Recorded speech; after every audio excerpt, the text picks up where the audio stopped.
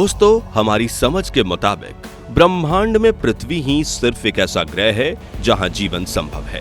और अगर हम ब्रह्मांड के किसी दूसरे प्लेनेट यानी ग्रह पर अपने पैर रखेंगे तो वहां का ज्यादा गुरुत्वाकर्षण, ज्यादा तापमान, ज्यादा प्रेशर और कमजोर वातावरण की वजह से हम तड़पने लगेंगे और कुछ ही मिनटों में खेल खत्म।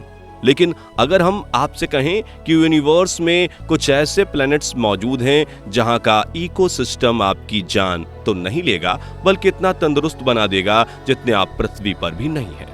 और हम मजाक बिल्कुल नहीं कर रहे हैं, क्योंकि रिसेंटली साइंटिस्ट ने यूनिवर्स के अंदर कुछ ऐसे हैबिटेबल प्लैनेट्स खोज निकाले हैं जो सभी मायनों में हमारी धरती से काफी बेहतर हैं और यहां जीवन का काफी लंबे समय तक पृथ्वी से भी बेहतर तरीके से विकास हो सकता है। तो आखिर कौन से हैं वो प्लैनेट्स, कैसा है वहां का पर्यावरण और क्या हम कभी उन प्लैनेट्स पर रहने जा पाएंगे? जानने के लिए पूरा वीडियो जरूर देखिए और नए व्यूअर्स जल्दी से चैनल को सब्सक्राइब भी कर लीजिए। दोस्तों, पिछले कई सालों से हम ब्रह्मांड के असीम छोर तक नजर फेरते हुए जीवन के पनपने के लिए पृथ्वी जैसा ही एक प्लेनेट खोजने की कोशिश कर रहे हैं। लेकिन एक ऐसा प्लेनेट मिलना जो हर तरह से पृथ्वी जैसा हो वो मुमकिन नहीं है। इसलिए 15 अक्टूबर 2020 को एस्ट्रोबायोलॉजिस्ट DS मकूच ने एक नए रिसर्च मिशन की शुरुआत की, जिसमें उन्होंने ब्रह्मांड में मौजूद ऐसे प्लैनेट्स को अपना टारगेट बनाया जो हमारी पृथ्वी से सभी मायनों में बेहतर थे। और आपको यकीन ही नहीं होगा कि उन्होंने अंतरिक्ष में एक या दो नहीं बल्कि 24 ऐसे सुपर हैबिटेबल प्लैनेट्स खोज निकाले जो कई मायनों में धरती से बेहतर थे। अब अपनी लिस्ट को छोटा करने के लिए उन्होंने अपनी टीम के साथ मिलकर कुछ क्राइटेरियाज की लिस्ट बनाई। इस लिस्ट में सबसे पहला क्राइटेरिया था होस्ट स्टार की उम्र। दोस्तों, किसी भी प्लैनेटरी सिस्टम का होस्ट उसके आसपास घूमने वाले प्लैनेट्स की हैबिटेबिलिटी पर काफी असर डालता है। उदाहरण के रूप में हमारे सोलर सिस्टम का होस्ट है सन, जो पूरे सौर मंडल को कंट्रोल करता है और इसकी रोशनी की वजह से हमारी पृथ्वी पर जीवन है। अब जरा सोचिए कि कभी अचानक से सूर्य का चमकना बंद हो जाए तो रोशनी और गर्मी ये देना बंद कर दे तो क्या होगा? साफ तौर पर पृथ्वी से जीवन का सफाया हो जाएगा। और आपको बता दें कि हमारा सन एक येलो ड्वार्फ स्टार है जिसकी उम्र लगभग 10 बिलियन साल है और 10 बिलियन सालों के बाद ये एक रेड जायंट में बदल जाएगा। और वहीं ऑरेंज ड्वार्फ स्टार की उम्र 20 से 50 बिलियन साल होती है। ऐसे में एस्ट्रोबायोलॉजिस्ट मकूच ने ऐसे ग्रह चुनने का फैसला किया जो ऑरेंज स्टार के आसपास परिक्रमा कर रहे थे ताकि वहां लंबे समय तक जीवन संभव हो। दूसरा क्राइटेरिया था वहां पानी उपलब्ध हो। तो एक सही प्लैनेटरी सिस्टम मिलने के बाद उस प्लैनेट और उसके होस्ट स्टार के बीच के डिस्टेंस को नापना, जिसमें हमें इस बात का पता लग सकता है कि वो प्लैनेट हैबिटेबल जोन में है या नहीं, जिससे हमें उस प्लैनेट पर मौजूद पानी की मात्रा के बारे में पता चलता है। और पानी के बिना किसी भी लिविंग ऑर्गेनिज्म का जीवन संभव नहीं है, इसलिए यह क्राइटेरिया सबसे इंपॉर्टेंट है। तीसरा क्राइटेरिया था ग्रह का आकार और द्रव्यमान। वैज्ञानिकों का मानना है कि किसी भी प्लैनेट की साइज और मास लाइफ को इवॉल्व होने में इन्फ्लुएंस कर सकता है। ध्यान से सुनिएगा, किसी भी प्लैनेट का जितना बड़ा साइज होगा उतनी ही जगह मौजूद होगी इंसानों और जानवरों के रहने के लिए, और प्लैनेट का मास जितना ज्यादा होगा उतनी ही ज्यादा ग्रेविटी भी होगी। इसी गुरुत्वाकर्षण की वजह से हम इंसान जमीन पर पृथ्वी की तरह ही चल पाएंगे और यही ग्रेविटी हवा को जमीन की तरफ खींच कर रखेगा, जिससे उसका वातावरण ज्यादा घना और स्थिर रहेगा।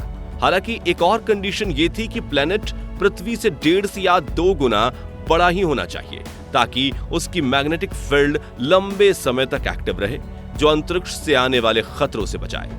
अब आखिरी इंपॉर्टेंट क्राइटेरिया था तापमान।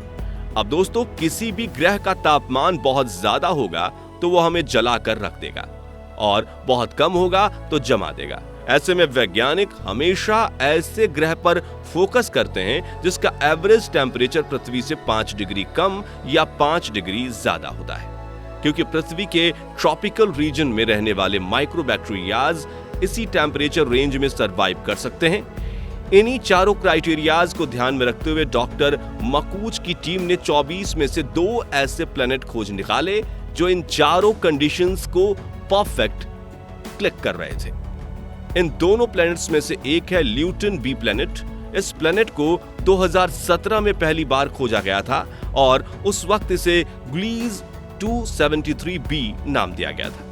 हमारे सौर मंडल से करीब 12 लाइट ईयर्स दूर ल्यूटन स्टार के आसपास परिक्रमा करने वाले इस प्लैनेट पर न सिर्फ पानी मौजूद है बल्कि लाइफ के सिंपल से कॉम्प्लेक्स फॉर्म में जिंदा रहने के लिए सभी जरूरी चीजें जैसे कि एमिनो एसिड और हाइड्रोकार्बन भी भारी मात्रा में मौजूद है।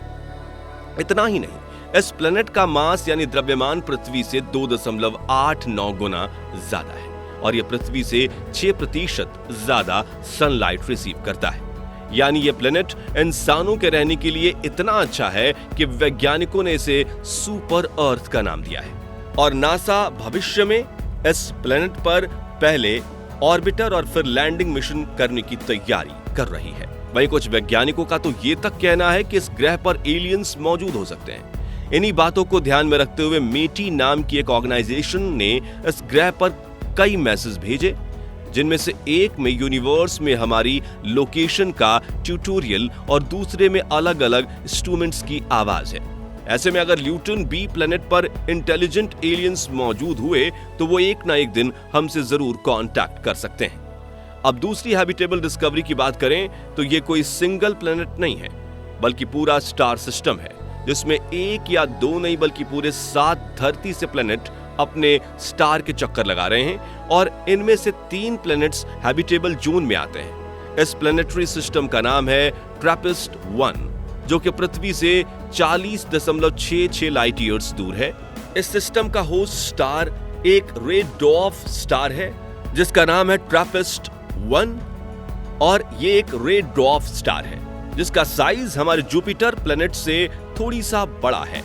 सरफेस टेम्परेचर सूर्य से 3 गुना कम यानी कि करीब 2290 डिग्री सेल्सियस है और द्रव्यमान सूर्य के 9% जितना है। इस स्टार की डिस्कवरी सन 2000 में हुई थी जिसके बाद धीरे धीरे करके इसके चारों तरफ परिक्रमा करते हैबिटेबल प्लैनेट्स को खोजा गया था।